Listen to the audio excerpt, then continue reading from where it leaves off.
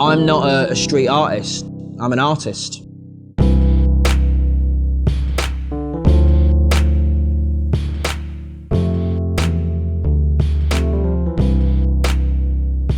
Painting was kind of the only thing that I was ever really good at school.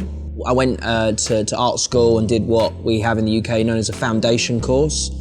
And that kind of opens you up to like fashion and painting and everything. And I just kind of found fine art and I loved it. But kind of doing a degree in it, I found very old-fashioned, uninspiring. So kind of when I moved back to London about 8 years or so ago and I started to see more of what was happening with the kind of emerging street art scene, it got me excited again. And I felt like it was something that I could attach myself to, something that I could fit in with. And it has to be Banksy that, you know, I think a lot of people will say that the inspiration for me at that time, a young guy, you know, mid-20s, and it spoke to me. Ever since then, you know, I painted my first wall in Bristol, maybe 6 or 7 years ago.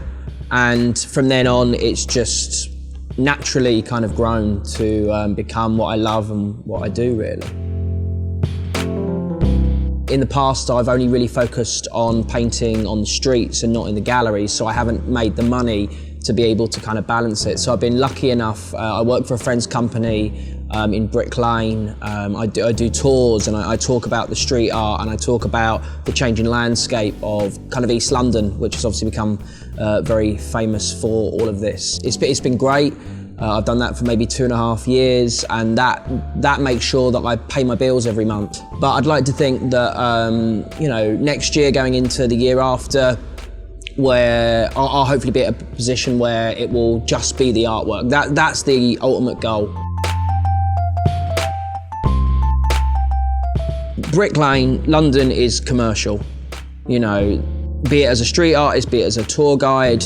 You know, a lot of people will say as a tour guide it's very commercial, and it is, but you know, it's my means to an end. It's where I kind of fit, I guess. But you know, I've been lucky to help a lot of artists and make some great friends because they've come to London and I can help to, you know, get them a wall here. And I'd rather see people paint in London who paint there rarely.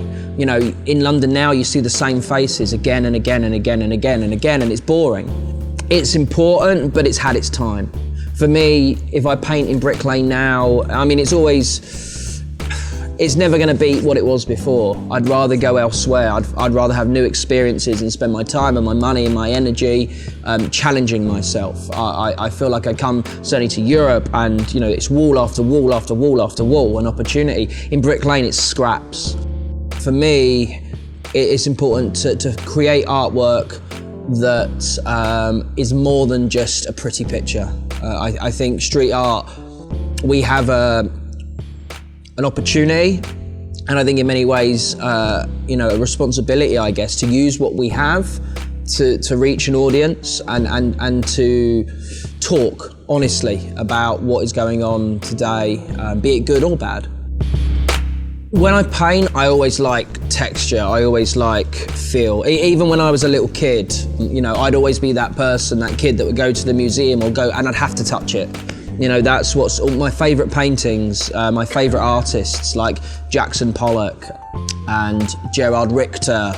You know, it's more to me than just a flat surface. I don't know why, since I was that little, I've never liked it to be clean, I've always liked it to be messy. Texture gives me more freedom to explore and to give life to my paintings, I guess.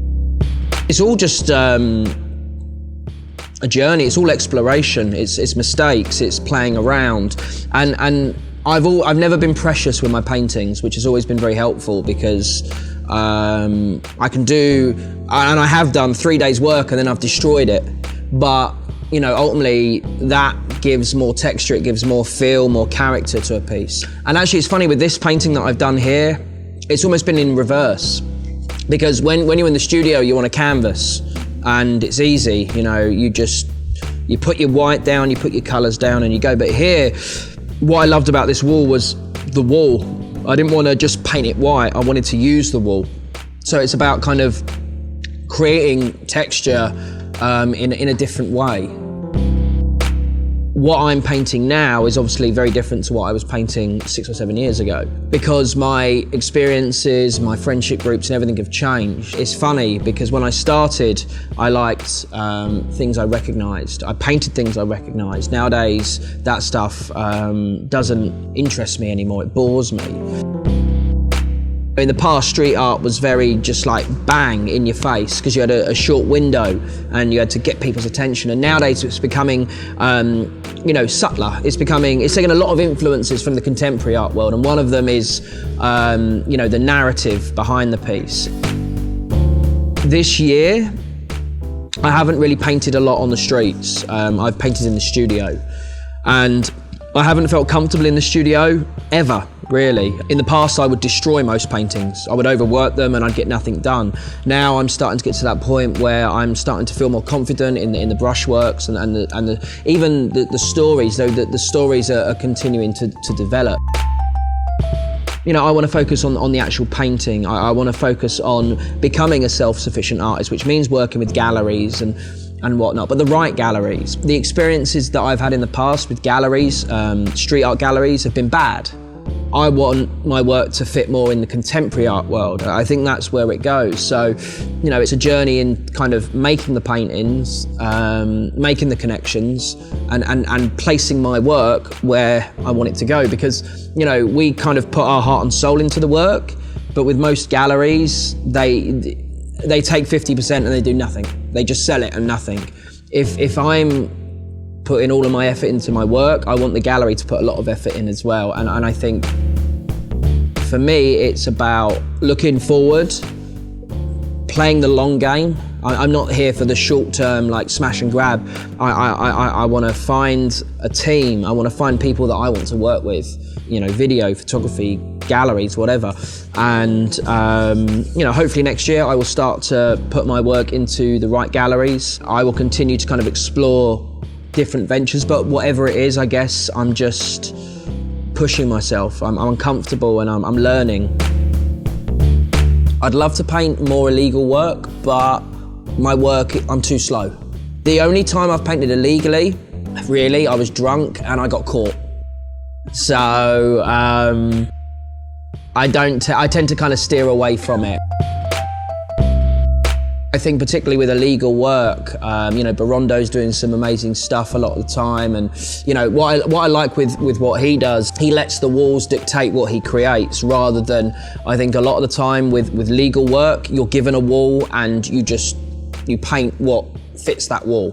That's not a bad thing, but it's a different thing, and I think there will always be people like Barondo, like Blue, like whoever, who are continuing to do it properly.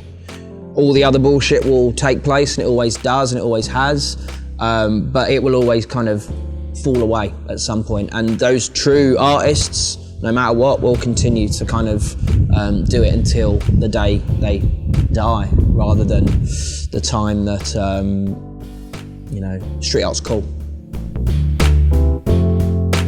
And ultimately, I think a lot of what we do now on the streets, in terms of that, it isn't street art. Street art was something different. That's kind of muralism, the reintroduction to that, old art form that's been going for a long time.